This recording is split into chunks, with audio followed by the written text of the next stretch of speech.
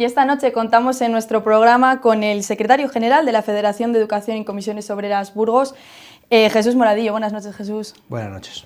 Viene a explicarnos cómo ayer puso un suspenso a la Junta de Castilla y León por el inicio del curso académico. Cuéntanos, Jesús. Pues sí, realmente hemos hecho una valoración del inicio de curso y vemos que dividía como en tres ejes principalmente, en el tema sanitario, en el tema educativo y en el tema laboral, ¿no? Y cómo quizás la Junta, en concreto la Administración aquí en Burgos, educativa, que es la Dirección Provincial de Educación, que hace lo que le dicen que haga la Consejería de Educación de la Junta de Castilla y León, pues entendemos que se ha estado pues despreocupando de forma importante durante todo el verano y en parte del curso anterior, para que ahora mismo pues las cosas no están funcionando bien. Entonces entendemos que en este periodo de la pandemia ha habido tiempo para aclarar de alguna forma pues la organización de los centros, no solamente a nivel sanitario, repito, sino a nivel educativo, que es muy importante, sí, y también a nivel laboral. Y entonces, en total, en todos estos tres ejes, pues entendemos que desde comisiones valoramos que no ha aprobado, que la Administración ha suspendido en planificación. ¿Cómo afecta en este caso a la educación? Afecta bastante. Decía que en los tres ejes afecta de forma diferente, ¿no? En el tema sanitario hay una pandemia y en esa pandemia pues intentamos de alguna forma que afecte el ir a las clases lo menos posible, o sea, hacer entornos seguros. Pero claro, un entorno seguro había cosas que no nos planteábamos que podían ser, o sea, si no me dejan reunirme más de 6 personas o más de 10 personas en ciertos momentos en una reunión habitual fuera del ámbito familiar, pues no entendíamos cómo se podía ir a las clases de esta manera. Durante tiempo, unos meses, los equipos directivos y los profesores han hecho un esfuerzo muy grande en el tema de intentar hacer que los centros sean seguros, ¿no? Y más o menos se han intentado conseguir dos cosas. Primero, hay cumplir unos protocolos que derivaban que había obligación de llevar una mascarilla desde segundo de primaria en adelante, y guardar una distancia de 1,5 metros. Bueno, pues después de iniciar el curso vemos que no se cumple esto, que no se puede cumplir y que es muy difícil de cumplir. Se han hecho esfuerzos, se están poniendo clases incluso fuera de las aulas habituales, en lugares como vestuarios de gimnasios, en lugares donde se hacía educación física, pero no, se sigue sin cumplir la distancia de seguridad de 1,5 metros en muchos de los casos. Además, los grupos burbuja están suponiendo un constante cierre de aulas. Es un goteo constante, es así, sí, es un goteo constante que viene derivado porque en esos grupos burbuja se plantea que haya un grupo de niños entre 22 y 25 que no lleven mascarilla. Claro, porque son muy niños, estamos hablando de 3, 4, 5 años. No aguantan todo el día con ella. Eso es. Entonces, en esas edades, el problema que tenemos es que si hay un contagio rápidamente, el resto se va a contagiar. Entonces, si hay una persona que tiene síntomas, un alumno con síntomas, pues se activa un protocolo que supone el confinamiento de la clase, ¿no?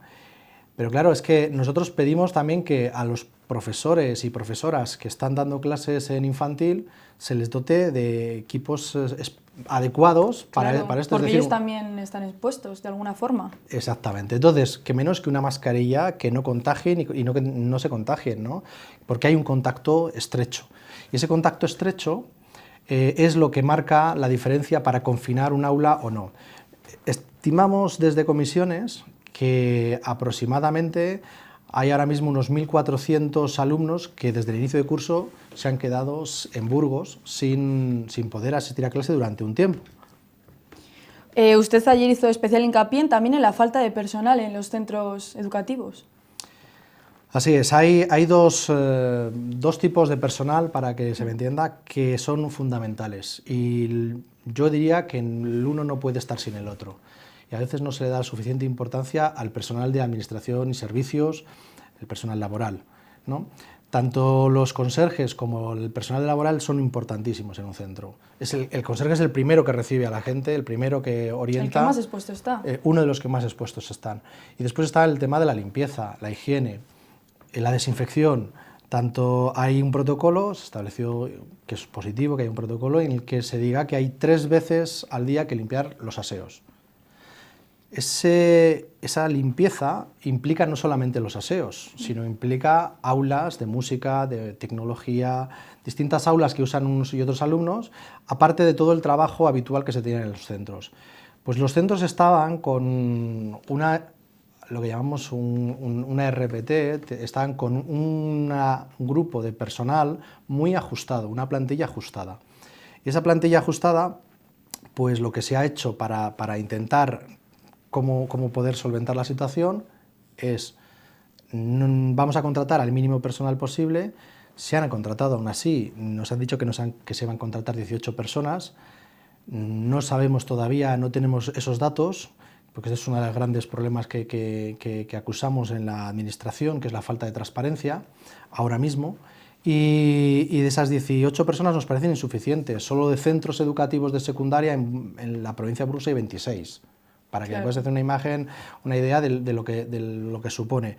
Se han movido a personas, han pasado de estar limpiando por la tarde a limpiar también por la mañana, y en ese sentido vemos que sí que se ha hecho un esfuerzo, pero todavía no se ha llegado a lo necesario. Y es más, hay todavía bajas que están sin cubrir, bajas desde hace tiempo de personal que están sin cubrir. Un caso de ellos, por ejemplo, es en el IES Tierra de Álvaro González, ahí en Quintana de la Sierra, ¿no? Y esto, claro, agrava un poco más la situación. Es decir, si ahora que es importante limpiar no se limpia, no se desinfecta, pues es más peligroso. O sea, no es que... Claro, es que es primordial tener más personal de limpieza, porque es que si no, al final va a confinar más aulas, va a cerrarse más los círculos, vamos, que al final puede llegar hasta incluso el cierre total del colegio. Sí, el problema es que no sabemos exactamente dónde son los focos de infección, dónde se infectan. Nosotros suponemos que el colegio no solamente es el único lugar de todo el día, es decir, que están fuera, que les ves cómo están fuera, salen, el parque. Y cuando alguien se infecta no se sabe exactamente por qué se infecta o dónde se ha infectado, ¿no? Claro. Pero lo que sí que es cierto es que lo que tratamos que haya en los centros es que haya unos centros más seguros, con una carga vírica lo menor posible, para que no haya esos problemas, ¿no? Y si alguien tiene el sistema inmunitario adecuadamente fuerte, pues que pueda sobrellevar esto. Pero el problema, uno de los principales problemas es con los docentes, ¿no? El personal laboral, tenemos ahí personal de servicios que tenemos un cierto problemilla en cubrir bajas y demás, que ha salido una bolsa de empleo, al fin y al cabo, que esperemos que dentro de un año pues, sea de verdad efectiva, que esto se podía haber hecho antes. Entendemos que con la contratación de los docentes es donde ha habido una falta grandísima de planificación de una forma muy clara, y algo que llevamos advirtiendo y se podía haber evitado. Este año hay una diferencia entre la contratación. Cuando contratan a las personas hay listas, cuando hacemos una oposición se forman unas listas. Esas listas, todos los años salen pues, otras listas renovadas de esas grandes de la oposición, y esas listas que hacemos se llaman IBIs, adjudicación informatizada de vacantes para interinos. El caso es que este año la IBI ha sido antes de lo habitual, cosa que está muy bien, porque empezamos el curso, al fin y al cabo, el 1 de septiembre, los maestros, exactamente, con los maestros y maestras, y en secundaria un poco más tarde, pero 14 este año, pero que es fundamental estar antes para programar, ¿no? Para hacer las programaciones. Y entonces ahí es donde ha habido el problema este año, que se han agotado las listas, han empezado a sacar gente, necesidades nuevas, hemos empezado a ver que se llamaba a la gente por teléfono sin ningún tipo de transparencia respecto a lo que son las adjudicaciones informatizadas al mismo tiempo. Se han dado casos ahí, yo creo que de falta de transparencia, de falta de planificación, de una cierta injusticia respecto a las personas que han elegido jornadas en un principio en el IBI, media jornada, respecto a lo que les están ofreciendo ahora, es decir, un desastre en ese sentido, ¿no? En el último análisis que se hizo de secundaria se ofertaron 73 plazas, 36 de ellas a jornada completa y 64 a parcial. ¿Qué las diferencia una de otras? La jornada completa para un profesor pues son 37 horas y media de trabajo, como otros funcionarios, y de esas 37 horas y media, 30 las pasamos en el centro y 7 horas y media en casa, pues para programar, para corregir, para evaluar, preparar las clases, que es un trabajo importante. Te aseguro, Ángela, que hay muchas más horas, se meten muchas más horas por los docentes que son buenos docentes, muchas más horas en preparar, porque hay una profesionalidad, en educación pública hay una profesionalidad que es bastante grande, en general, lógicamente. A veces que un porcentaje muy pequeño quizás se ve demasiado, ¿no? Sí. Y todos tenemos casos o hemos visto casos y esto es un problema. Pero de toda la jornada completa, habitualmente uno cobra el sueldo completo. Cuando son parciales, que muchas veces no te tocan aquí en Burgos, que implica ir a otro pueblo, no estamos hablando solo de Burgos, porque las listas salen para toda Castilla y León.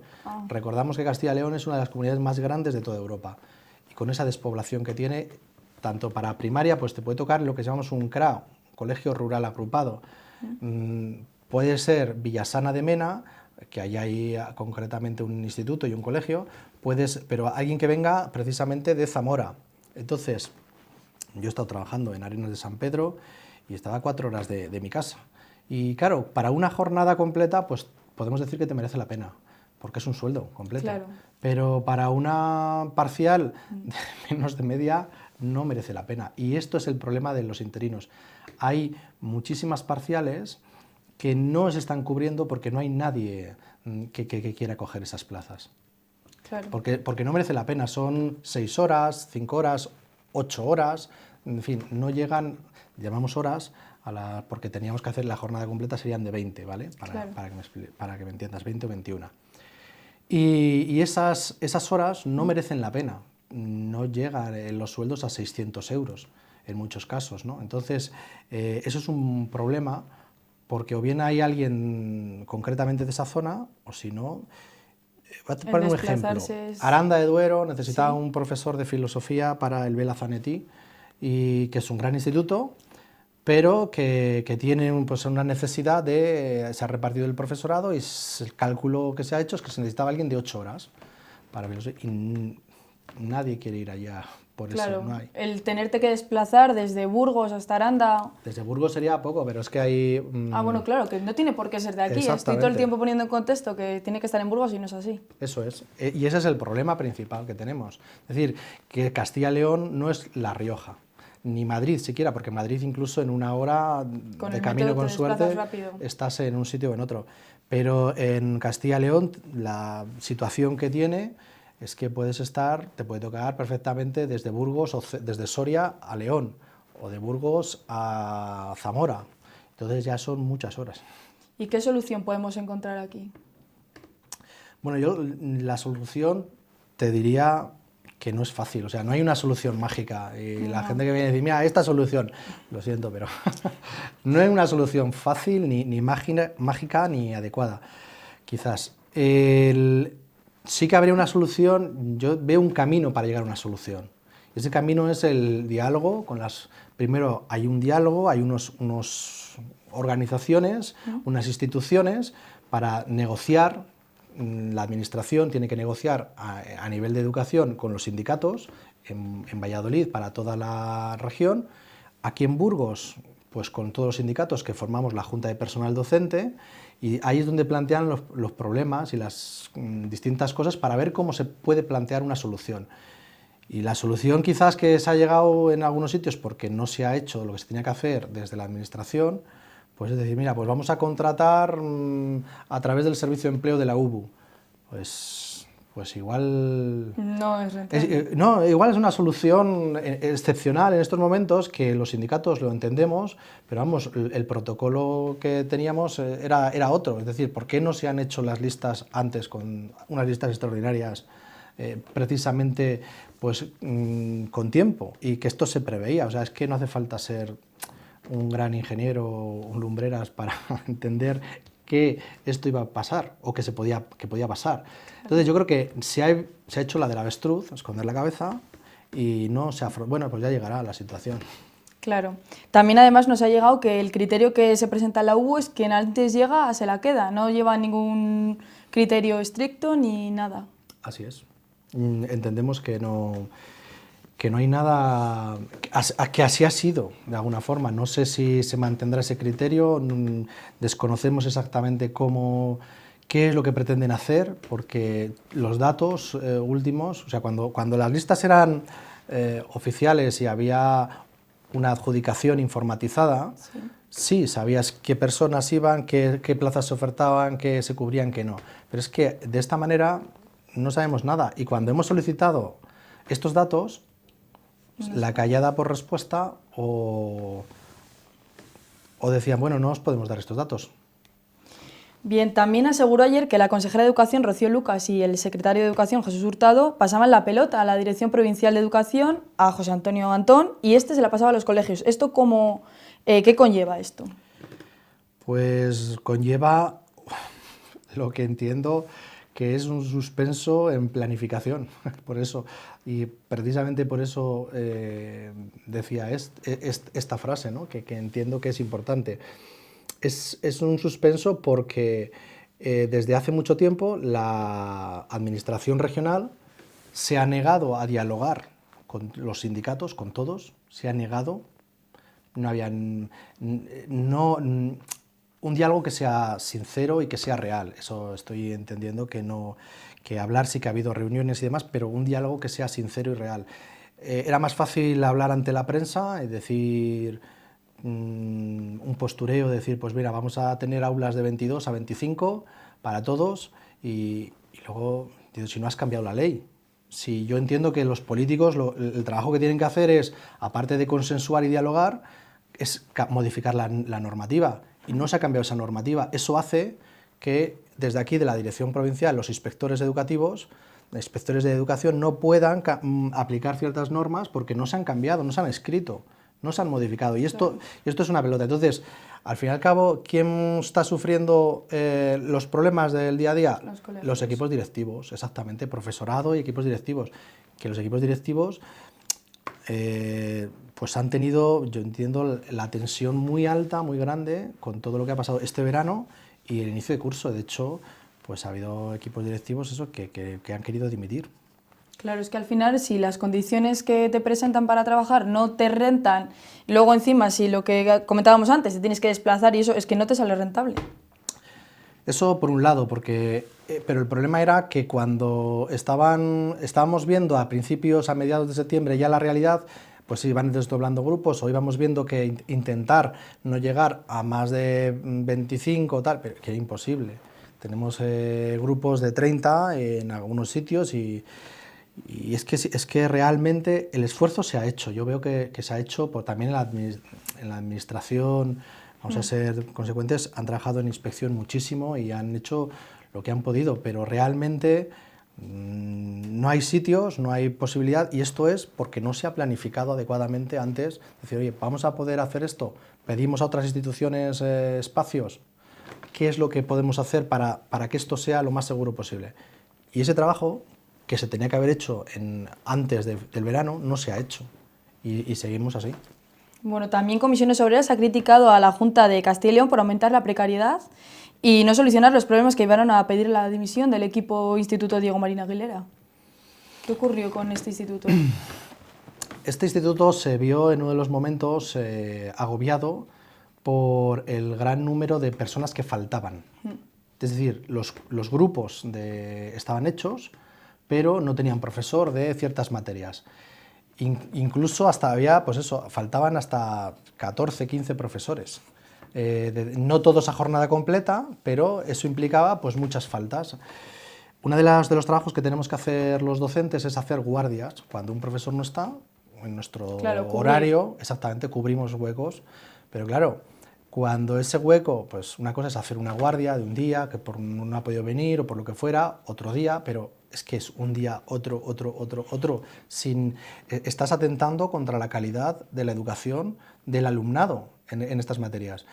Claro, ¿qué es lo que se puede hacer ante esto? Nada, porque la administración regional no hizo lo que tenía que hacer. Aquí sí que, en medida, pues agradezco un poco la agilidad que tuvo el director provincial, José Antonio Antone, en que rápidamente, pues a través de la UBU, empezó a intentar llamar, habló con ellos, dialogó y se pudo retomar un poco el contacto y encarrilar la situación. Pero ahí no solo es el único equipo directivo, sigue habiendo problemas, en muchos equipos directivos están saturados con esta problemática que les viene de arriba, exactamente. ¿Qué le pide Comisiones Obreras a la Junta de Castilla y León para que los colegios estén seguros? A ver, nosotros a nivel de toda España, todo el Estado, estamos diciendo que los colegios tienen que ser seguros y apostamos por una presencialidad segura. ¿Por qué apostamos por la presencialidad? Pues porque la enseñanza y la educación tienen, en esa relación personal, es un plus. A través de la mediación de las tecnologías, a veces exclusivamente enseñar a través de una pantalla, es difícil, claro. Es muy difícil y realmente no se está preparado. Esto habrá afectado también habrá retrasado el proceso de educación, porque no es lo mismo los niños pequeños que igual secundaria o personas que están en bachillerato de cara a la universidad el año que viene. No se les está preparando con el mismo rigor que otros años. Sí, pero bueno, tampoco, yo creo que también en esto tenemos que encuadrarlo en el momento en la situación en que nos encontramos. Exactamente, es una situación de excepcionalidad. Hay una pandemia y es un problema de salud pública. Entonces, yo creo que deberíamos ser pues, un poco menos egocéntricos, ¿no? Y decir, bueno, hombre, lo más importante no es que el niño sepa pues, los ríos y los afluentes, o no es lo más importante que aprenda el logaritmo neperiano de 10. ¿No? Es decir, que sí que se puede contextualizar esto. A raíz de en la tercera evaluación hubo estos intentos y a veces en algunos momentos no se entendieron bien, pero claro, yo creo que sí que se puede a nivel estatal, porque esto es una cosa estatal, revisar el currículum, porque el currículum que tenemos nosotros es demasiado grande, demasiado gordo, con muchas cosas que se pueden aligerar, ¿no? De hecho, el Real Decreto que ha salido, que sacó el Gobierno a final de septiembre, el 29, pues implicaba el ayudar a la contratación no pidiendo el máster del profesorado, sí, y también flexibilizar estándares de aprendizaje y ciertas cosas, ciertos contenidos o ciertas exigencias que de alguna forma están previstos en la ley educativa actual, ¿no? En la LOMLOE. Y esto, bueno, pues debería ir en escala, pero claro, el Ministerio de Educación no tiene las competencias educativas, todas las competencias educativas, tiene algunas, y deberíamos trabajar mucho más en coordinación y en sintonía. Esto es lo que yo creo que se echa de menos en los políticos, esa coordinación y esa falta de trabajo, todos juntos en sintonía para solucionar un problema. Y en algunos casos hemos visto que brilla por la ausencia. Claro, al final es un problema que afecta a todos en cierta medida, a profesorados, alumnos y familias de aquellos niños. Así es, sobre todo las familias, este es otro de los problemas grandes, porque la conciliación, queramos o no nos guste, a los profesores pensamos que la escuela solo es para la enseñanza, hombre, y también ayuda a la conciliación. Y esto es muy importante porque muchos padres, madres, no podrían trabajar, muchas familias no podrían ir a trabajar y tienen problemas al ir a trabajar, claro, porque el niño está confinado y no sabemos con quién dejarle.